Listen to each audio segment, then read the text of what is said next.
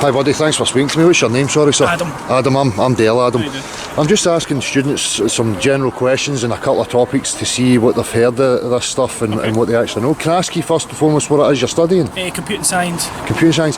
Can I ask you, have you ever heard of Alexander Euclid? No. You ever heard of Euclid's Elements? No.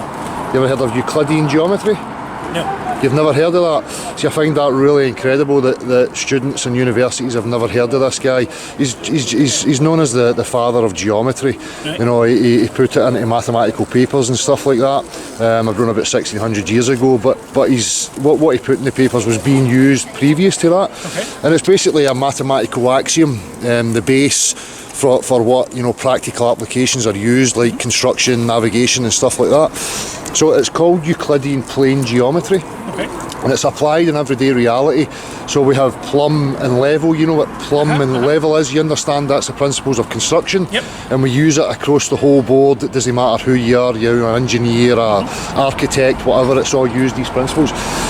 So what it is, mate, I'll just get to the crux of this whole thing, right? What this is in regards to is the shape of the world. Okay. Have you heard people questioning this? Yes. What's your thoughts on that? Unless there's proven information to say that it is flat or isn't flat, it's round until somebody tells you otherwise. Could I ask you your reason processes behind why you would go with that? Because that's what we were brought up with, that's what we were taught. The first Excellent. picture of a globe is a round globe. The first Yeah. globe that you get at school is round. Like, that's just what you're taught. Excellent, that's exactly what I'm looking for, is that honest response. Can I ask you then, what was your perception of what science actually is? What would that be? In the grand scheme of things, Yeah. different numbers, different letters, different mixing different chemicals to create something. Like, it's So if I says this to you, then it's about the world we live in, Aye. and it's about substance and objects and dimensions and everything quantifying that you can things. see, everything that you can hear, everything you can feel is something to do with science. Do you think that aspect where you were saying is just seeing? Seeing's not enough for me. You No. have to be able to move three-dimensionally around objects, Yes. to be able to quantify them and so forth.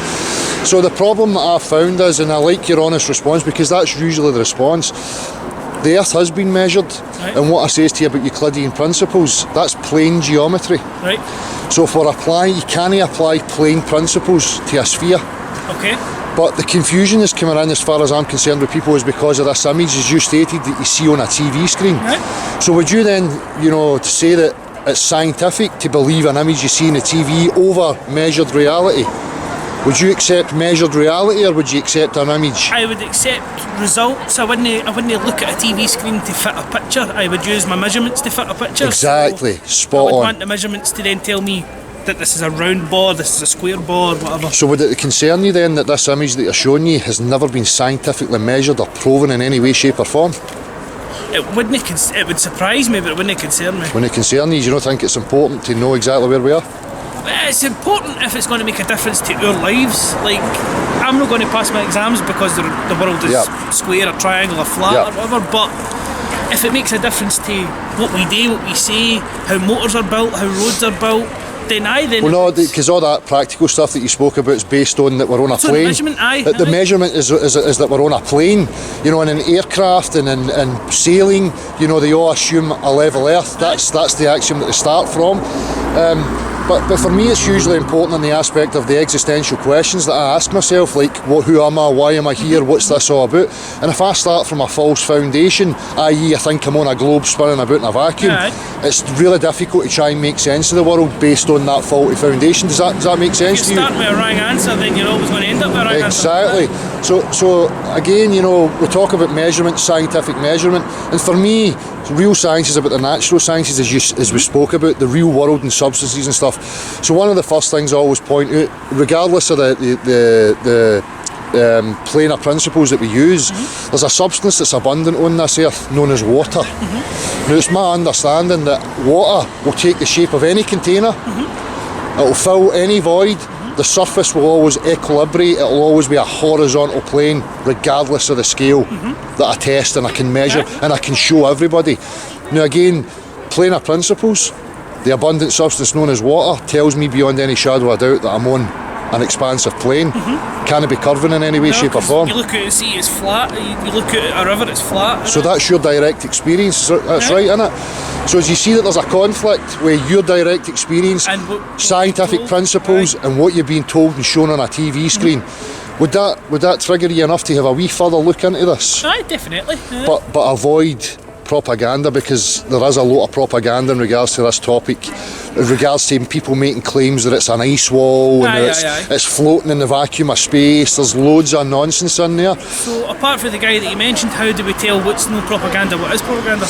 Well, be a direct realist, as you say, take things on your direct experience, scientific method. What can you actually demonstrate for yourself? What the claims that people are making, are they being quantified? Can they be repeated and peer reviewed over and over again? And there's a huge difference between real measurement and mathematical equations and postulations, because maths is a formal science. It's not a natural science, it's a language. So unless its axioms are rooted in something objectively true, like something in the real world, it can wander into abstract. And for me, that's what's been passed over. We've got, like Einstein with his postulations of relativity and astrophysics, trying to explain the outer reaches of our Earth. But the real science on our Earth is telling me that it's an expansive level plane, and there is absolutely no way for me to deny that. So say I used to believe implicitly that it was a ball. I'd no reason to reject it other than an honest investigation into what I'd been told, and I found that it was absolute nonsense. They only show me a cartoon image on the screen. There's no an actual photograph that exists. So it's been excellent talking to you, mate. I really appreciate your honesty. I mean, could you tell me any of your thoughts right now, or are you just... You've brought up a lot of good points that I wouldn't have thought of, because it's not something I've ever sat down and thought of. But when you talk about it and you talk about planes, you talk about plums and stuff, you're right where it's not shown that it's not flat. We're always told that it's a ball, and that's what you're taught from primary one all the way through to every course, every college.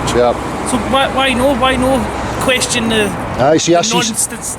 non-scientific facts that they're trying to give you? See, I see the religious, the similarities between religious dogma and this kind of science that they've told us.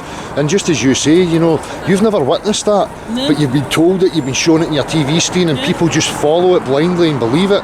And I think that's kind of religious. It's taken on faith without any real practicality.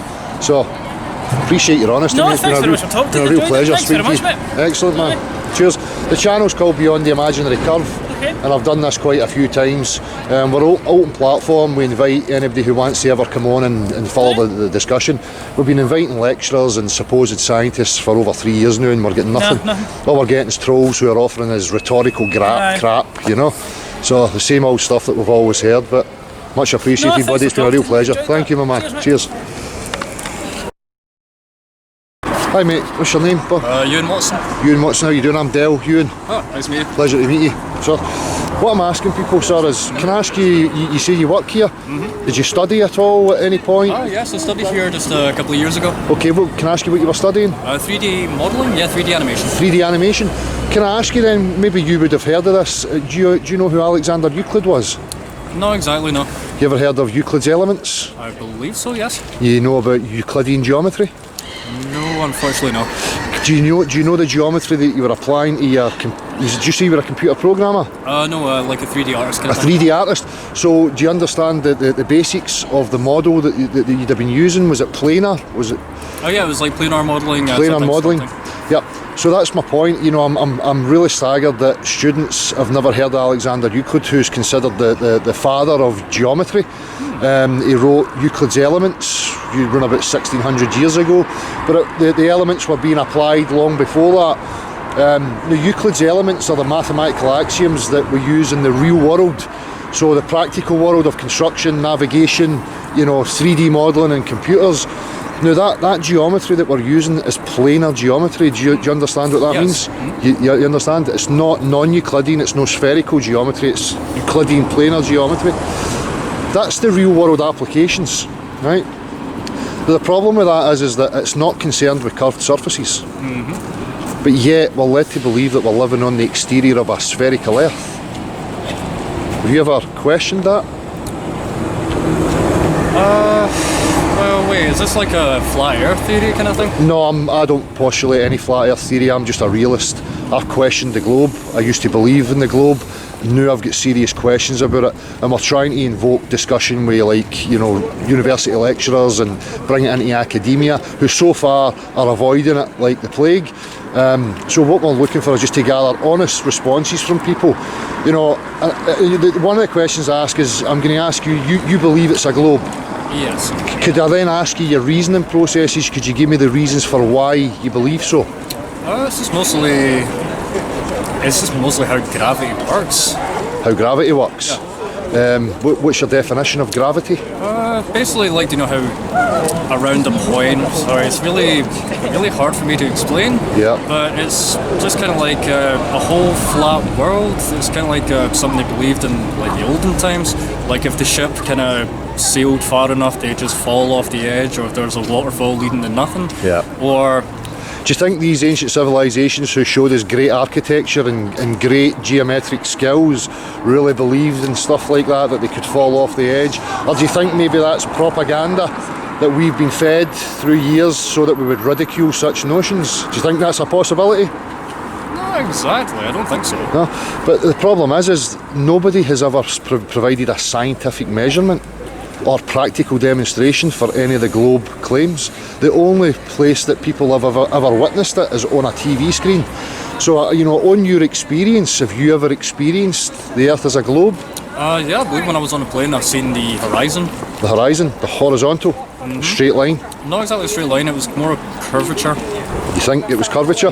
Yeah, well, mainstream science would say that at that altitude it's too big for you to see the curvature. So the problem is sometimes we've got spheres for vision. So you've got to take that into consideration. Your eyes are curved. It's a curved surface. Ah, you're talking about field of view, that kind of thing? Yep, you're also looking through curved windows. Okay?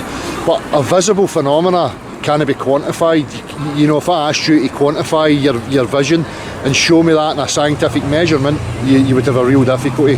It's like right now, if we looked down that street and I said, okay, can you tell me the size of that lamppost far away down there? I mean, if I do that, it looks as if it's, what, 4 inches tall? So I couldn't quantify just based on pure vision. I have to move three-dimensionally around an object, measure it and quantify it that way. So visible phenomena is no quantification of or scientific measurement of anything. But again, if I go back to the Euclid's principles that are applied in the real world, it's plane geometry. So there's a contradiction, would you not say? If Euclid's principles don't apply to curved surfaces, but we use them, what would that then tell you about the real world? Confusing? Just ever so slightly, sorry. No, sir, it's absolutely brilliant, because this is not about making anybody look silly. It's just an honest investigation to the fact that I find it bizarre that students have never heard of Alexander Euclid. They don't understand Euclidean principles and how they're applied in the real world. You know, I've got a real issue with that. It's kind of like those things that we don't really get taught, these kind of things in high school, you know, like Yep. we don't get taught about taxes, how to live in the real world, like Exactly. that's important skills. Yep. So would you say there's a problem with the education system then? Probably, but Yeah. in that regard, probably to a lesser extent. Aye. Aye. So, But anyway, sorry to cut this short, but I do no, need to it's get back been to a pleasure speaking to you, buddy, and I really Absolutely. appreciate your honesty. Thank no you for problem speaking at to me, man. All right, thank you very much.